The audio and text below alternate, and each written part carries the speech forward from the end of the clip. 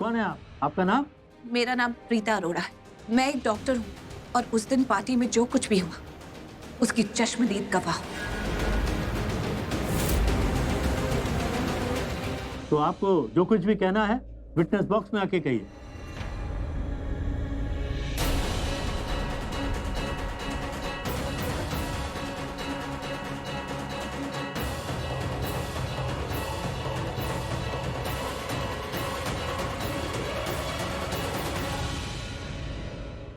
मैं जो भी कहूंगी सच कहूंगी और सच के सिवा कुछ नहीं कहूंगी।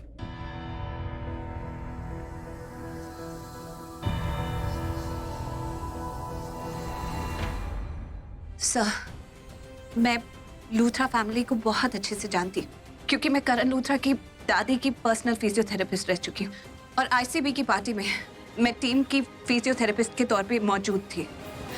वहां पर मैंने देखा कि ये लड़की मुनीशा करण से चिपकने की कोशिश कर रही है, बार बार उसके करीब जा रही है, उसको ड्रिंक्स पिलाने की कोशिश कर रही थी। सर, और कुछ देर बाद मैंने देखा कि मुनीशा, ये लड़की करण का हाथ पकड़कर उसे लिफ्ट की तरफ ले जा रही थी। करण मेरा दोस्त है और उसकी तबीयत ठीक नहीं लग रही थी तो मुझे बहुत चिंता हुई और मैंने इन दोनों को फॉलो किया और फिर मैंने देखा कि होटल के रूम नंबर 803 में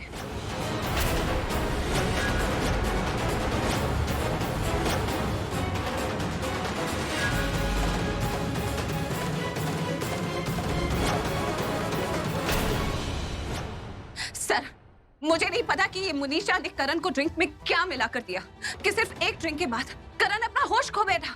वो ठीक से खड़ा भी नहीं हो पा रहा था। सर, जो इंसान ठीक से खड़ा नहीं हो पा रहा वो किसी को मोलेस्ट क्या करेगा?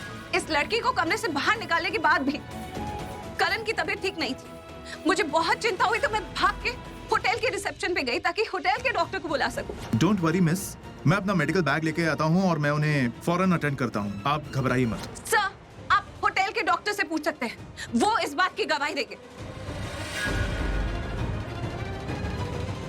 और आप एक बात ये भी सोचिए कि जब एक बार मैंने इस लड़की को उस कमरे से बाहर निकाल दिया तो ये लड़की उस कमरे में वापस क्यों आई?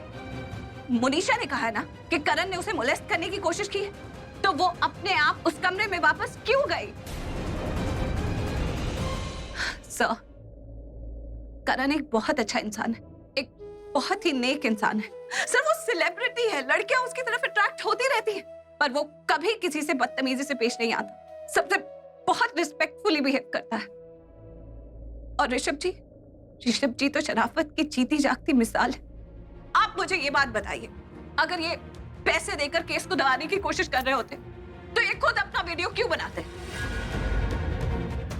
सर, वो तो सिर्फ मुनीशा से सच्चाई उगलवाने की कोशिश कर रहे थे, लेकिन ये मुनीशा बहुत शातिर है। इसने एक और जाल बुना और इस बार ऋषभ जी को भी फंसा लिया। पहले तो उसने अपना जुर्म कबूल किया और इनसे पैसों की डिमांड की, फिर पैसे ले लिए तो पुलिस और मीडिया को भी इनवाइट कर लिया।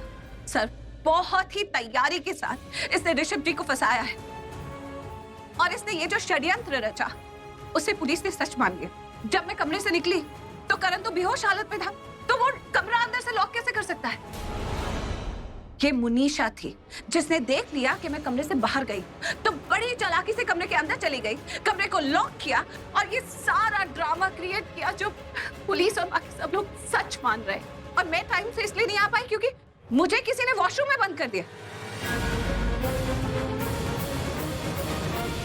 सर, आप उस जैनिटर से पूछ सकते हैं जिसने वो वॉशरूम खोला। उसने भी कहा ये वॉशरूम कभी बाहर से बंद नहीं होता। मुझे नहीं पता कि ये लड़की किसके कहने पर ये सब कुछ कर रही है इन दोनों के खिलाफ, लेकिन मुझे इतना पता है सर कि मैंने जो कुछ भी कहा है ना वो 100% सच है क्योंकि मैंने उसे अपनी आंखों से देखा। जमाना सच में बदल गया।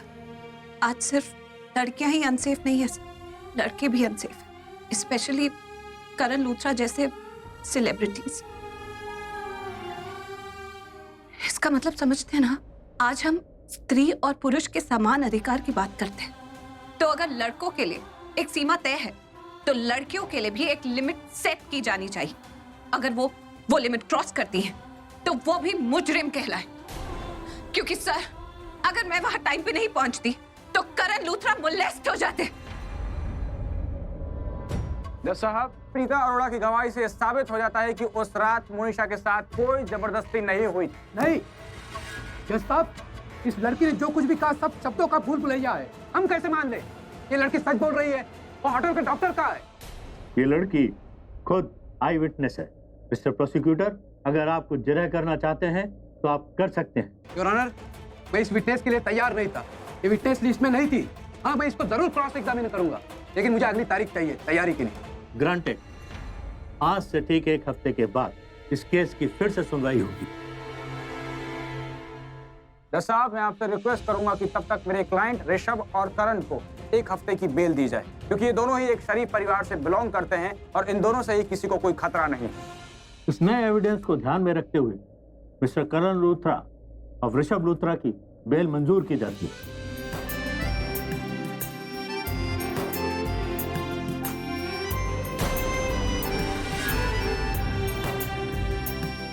योर ऑनर, ये बहुत ताकतवर लोग हैं, मेरे क्लाइंट पे दबाव डाल सकते हैं। मिस्टर प्रोसिक्यूटर, आपकी मौकिल इतनी कमजोर नहीं लगती कि वो किसी के दबाव के आगे झुक जाए। लेकिन योर ऑनर, ये लोग देश छोड़ के भाग भी सकते हैं।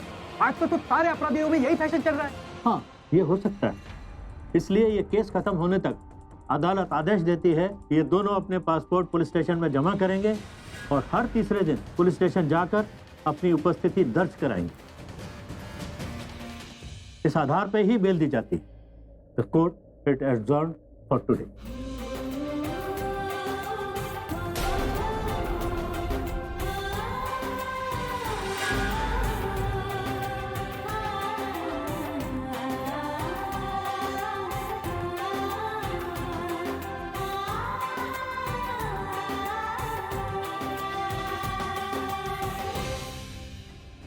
ओ माय गॉड, माँ तो आज दीपा की चुम्बर बना देगी। क्या करूँ क्या करूँ, कैसे रोकूं माँ को?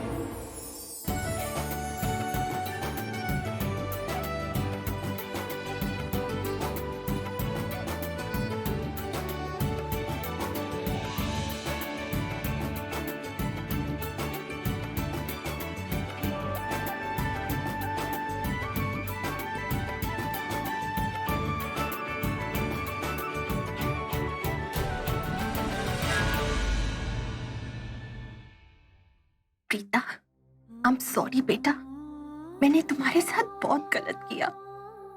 मुझे माफ कर दो प्लीज। ऐसे मत करिए। तुमने मेरे करण पुत्र को बचाया, बहुत बड़ा एहसान किया है मुझ पर।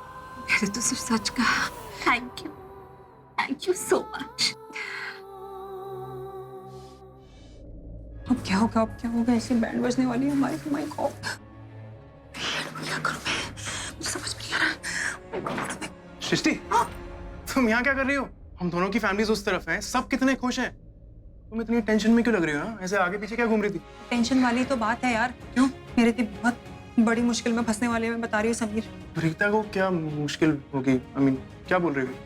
अरे हमारी मम्मा ने मना किया था दी को इस केस से और लूथरा फैमिली से दूर रहने। मतलब सरला आंटी प्रीता पर बहुत गुस्सा है क्या? ऑफ कोर्स गुस्सा है। माँ ने दी को मना किया था और दी सारी लक्ष्मण रेखा पार करके पहुंच के डायरेक्टली कटघरे में, और उन्होंने वो सब कुछ सच ऑफ कोर्स सच ही बताया है, क्योंकि उस रात को दी उसी होटल के कमरे में थी जिस वक्त करण सर के साथ ये सब हो रहा था।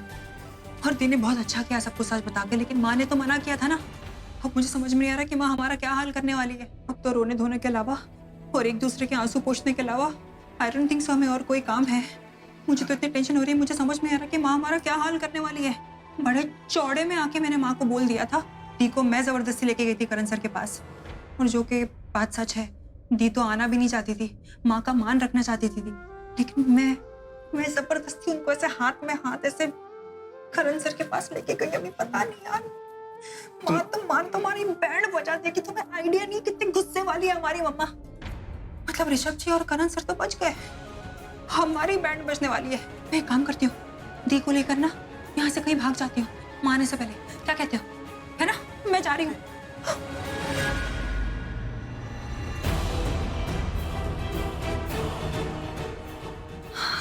माँ आ गई। देखा मैंने। ओह माय गॉड, माँ के चेहरे पे तो कोई एक्सप्रेशन ही नहीं है यार, कितने गुस्से में लग रही है माँ। अब तो हम नहीं बचने वाले। अब देखना हमें घर से बाहर निकाल के ही रहेंगे मम्मा। अब आके हिटलर की तरह इतने जोर से चिल्लाएंगे और कहेंगे कि घर में आने की कोई जरूरत नहीं है, चले जाओ तुम लोग यहाँ से, मैं बता रही हूँ। मैं कह रहा हूँ ऐसा कुछ नहीं होगा सृष्टि, ऐसा कुछ नहीं होगा। तुम अरे पैनिक ऐसे ही होगा, मुझे पता है ना, मेरी माँ है यार वो। मत पैनिक करो, रिलैक्स रिलैक्स।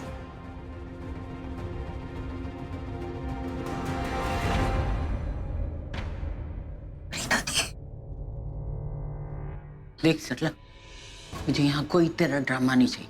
खुद को अपनी आवाज भी ऊपर नहीं करेगी। रीता को कुछ कहने की जरूरत नहीं।